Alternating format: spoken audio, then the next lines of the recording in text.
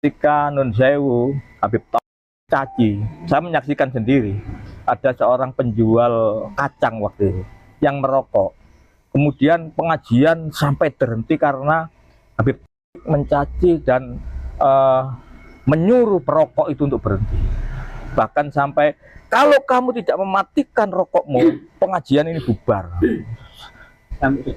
Saya prihatin waktu itu, ya Allah atas wong betul kacang akhirnya. Itu gara-gara rokokan diusir. Nah, sejak saat itu saya mengambil sikap, saya mufarokoh, gak betul ini. Ini bukan panutanku, aku kudu pindah. Aku harus selesai di situ. Sejak saat itu jamaah maulid saya nggak usah melu. Mekel. Kepada perilaku yang seperti itu, saya kecewa sekali waktu itu. Kalau saya yang dicaci mungkin deringas-deringas, tapi seorang yang apa ya, dari wong yang biasa, yang nggak ngerti aturan dilarang merokok dan segalanya, hanya mengais rezeki dodolan kacang, kemudian dicaci dari panggung yang semua mata mengarah kepada dirinya. Wah, termasuk saya ngungah, oh bos, aku karo karepe. Ternyata wong dodolan kacang sambil merokok itu dimarahi. Di majelis ini tidak boleh merokok. Menjadi harus rasanya nikmat. Di wilayah menjadi seorang muhibbin, sampai memberanikan diri bersatu di wadah namanya dakwah pemuda Islamiyah dulu itu. Saya menyaksikan banyak ketimpangan di sana. Pernah saya hadir di daerah mana itu? Tambak Sari, wilayah Pringgisan. Waktu itu kiai yang hadir almarhumlah Kiai Ali Bahrudin, guru Torekoh Qadiriyah Wanaksobandiyah Mutabaroh. Saya termasuk santrinya. Di saat saya hadir di sana, karena kiai saya hadir, di situ ada pemandangan yang tidak indah. Ketika Habib tampil, dia tidak begitu menghargai kepada para kiai-kiai. Dianggap kayak anak kecil begitu saja. Kalau kita sudah menjadi tradisi ketika ada orang yang kita anggap luhur, itu ketika bersalaman ya dengan sama-sama, kalau duduk ya harus duduk.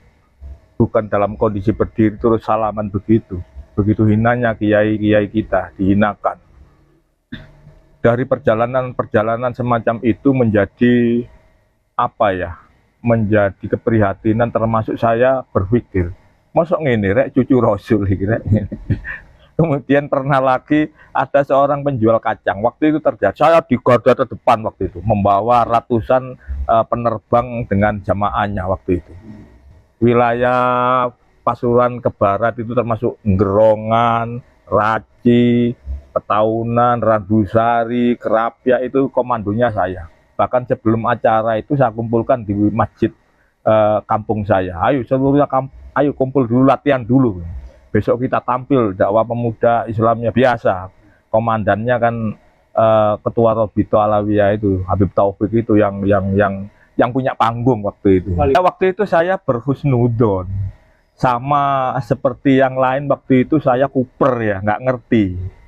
Betul ndak itu masih belum menseleksi sejauh kayak Kiai Madudin. Cuma ketika tampil di sana, ketika Nun Sewu, Habib Taufik mencaci, saya menyaksikan sendiri ada seorang penjual kacang waktu itu yang merokok.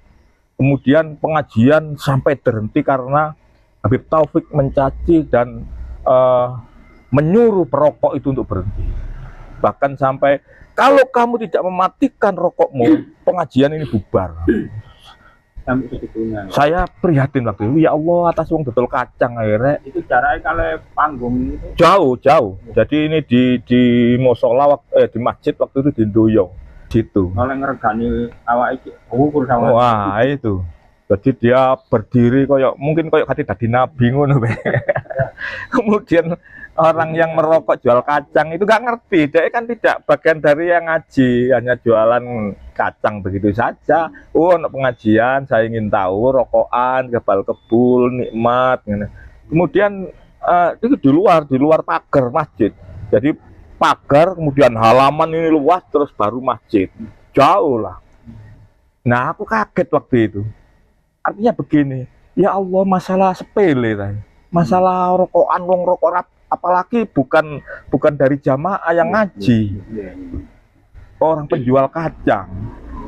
Biasa kalau ada pengajian ini orang penjual balon, penjual es, menjual kacang ini sama-sama meramaikan. Kalau di kita kan enggak. Kita sambut, ayo dodol cek rame pengajian sisan lah wis. Ayo wis sing dodol kacang ya dodol es, ayo ramaikan semuanya, ayo berbagi rezeki kan begitu. Nah, itu gara-gara rokokan diusir. Nah, sejak saat itu saya mengambil sikap saya mufarokoh, gak betul ini. Ini bukan panutanku, aku kudu pindah. Aku harus selesai di situ. Sejak saat itu jamaah maulid saya nggak usah melu. Merinding kalau ningali ngono ceritanya. Loh, sampean merinding. Saya sangat bukan merinding lagi, mangkel kepada perilaku yang seperti itu. Saya kecewa sekali waktu itu. Kalau saya yang dicaci mungkin deringas-deringas, tapi seorang yang apa ya? Dari wong yang biasa, yang nggak ngerti aturan dilarang merokok dan segalanya, hanya mengais rezeki dodolan kacang, kemudian dicaci dari panggung, yang semua mata mengarah kepada dirinya. Wah, termasuk saya ngungah, oh bos, aku garu karpe.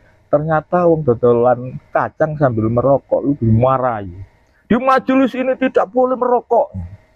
Menjadi harus rasanya ini mati rokok. Nah, ono tembakau di kadromu. Nek di Nusantara yang gue nek di Pasuruan termasuk di Indonesia. Di Indonesia iki lek dadi kiai durung iso rokokan, durung dadi kiai. Wis senengane kiai-kiai Nusantara iki ambek mutolaah, ambek rokokan, ambek ngopi, sampai kopi gara-gara ngopi iso masuk surga. Gak kesuwen ndak kita cinta Habib. Kita santai saja. Agama itu sebetulnya santun. Agama itu indah, yang sebarkan oleh Wali Songo itu nggak ono sing haram blas, termasuk wayang-wayang jari haram, jari Habib haram itu enggak. Terus Gus Rohman itu malah jadi alat wayang, jadi alat untuk mencerdaskan umat, untuk mengajak umat masuk Islam. Ayo masuk, ayo. Syaratnya ya apa? Gak tukar cis, gak usah syahadat ae wis ayo asyhadu alla ilaha illallah wa asyhadu anna muhammadar rasulullah. Ya wis lho sing ngono. Ceritane juga tentang kebaikan. Bukan cerita-cerita sing model maksiat itu. Begitu bijaksananya para kiai-kiai kita, para pendahulu kita termasuk yang diterapkan oleh Wali Songo. Dan di Nusantara ini mayoritas para ulama itu dzurriyyah dari Wali Songo. Ketika Wali Songo dihinakan, tidak tersambung ke Rasulullah, marahlah anak cucu ini, termasuk saya, protes, tidak benar, ya apa ini? Habib ini kok ngawur, tambah suwe tambah ngawur. Maka dawuh Gus Purwanto, pentinglah untuk kita bersatu di wadah PWI ini, setidaknya beliau tadi ngomong, duduk semata-mata urusan nasab, ndak paten kon nasab sopo sakarmu. Ketika kamu menghinakan leluhur Nusantara, ketika kamu melecehkan Nusantara, maka sebagai anak bangsa akan bangkit, akan tidak terima. Jadi jangan coba-coba. Kalau dulu saya sering pakai istilah oknum habaib. Oknum Habib, per orang-orang, oknum Habib. Misalnya jamak ternyata, terkoneksi ternyata. Engko nek ono sing elek gini wadule referensi ini nang Robito Alawi, ternyata mereka itu satu kesatuan. Tidak bisa dipisahkan. Oh, itu oknum, tidak. Sudah menjadi satu kesatuan mereka itu yang sudah jelas. Kalau Mama sampai Mama Gufron itu oknum. Mama Gufron oknum karena satu. Mama Gufron itu dulu kan lucu-lucuan itu ya, sing Bima Koli gitu ya, Makoli Bima Koli, jenengan kan tahu itu. Itu banyak orang yang bingung kan menafsiri. Ojo maneh Habib, orang-orang kita dewa, orang PWI kan bingung. Yo apa isin-ngisin. Ternyata apa ngeprank itu. Dalam rangka mencerdaskan MUI kita. MUI ketika Mama Gufron ngomong ambil semut, Bima Koli itu terus kemudian dianggap sesat. Padahal Mama Gufron ngeprank gitu. Loh, kamu kok MUI kok ribet urusan saya ngomong dengan semut.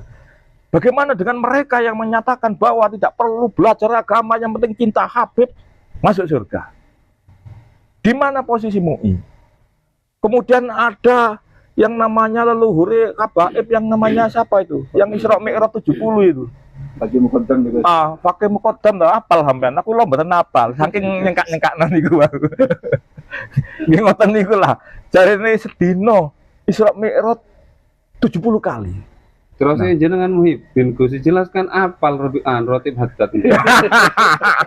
Mboten kula damel Gus. Ngopo wasilahe niku dateng leluhure kono to. Kula sakniki kula rubah sedaya ketika wasilah. Wasilah pertama nang ngene Duriya nang Wali Songo. Mbah-mbah kita Wali Songo kula anu mulai lancar bener. Riyen balik-balik nggih golongane fakih niku kodam niku sampai keliru kodam niku sing kula sebut.